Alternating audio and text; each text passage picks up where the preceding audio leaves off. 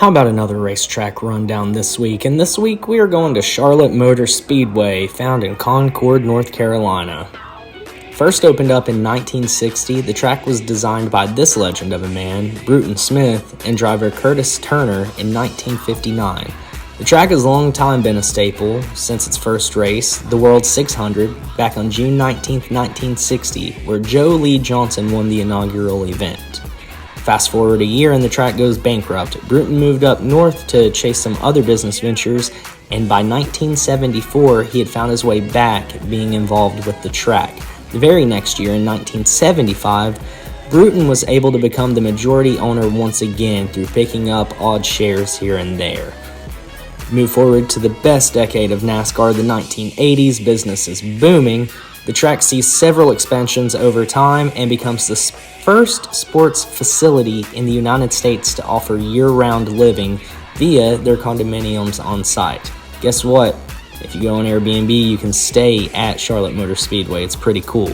Move forward a few more years in 1992 and the track lights up. After spending $1.7 million to light up the track, the modern-day 600-mile race we all know and love had a new look under the lights. In 1999, Lowe's Home Improvement purchased rights to make the track the Lowe's Motor Speedway. It's pretty iconic for us Gen Zers out here. 10 years later, in 2009, the track did go back though to its original name of Charlotte Motor Speedway.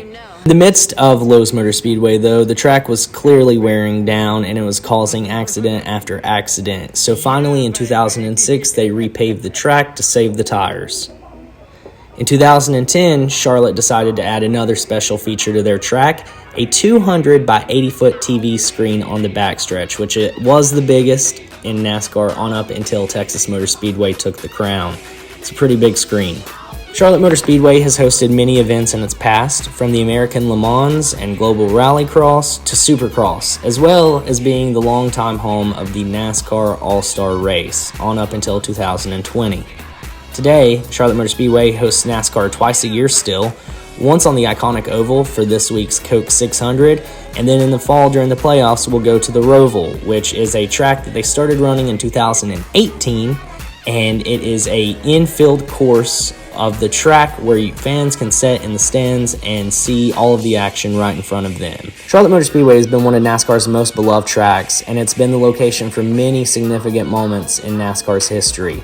From the pass in the grass to becoming $1 Million Bill, and more grim moments such as Fireball Robert succumbing to his injuries from his crash in 1964, and most recently the pedestrian bridge collapse in 2000, as well as Blaze Alexander's fatal crash at Charlotte in 2001.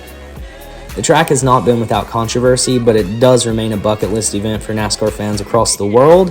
It's the home for the sport itself. NASCAR Hall of Fame is in Charlotte. NASCAR's headquarters is in Charlotte.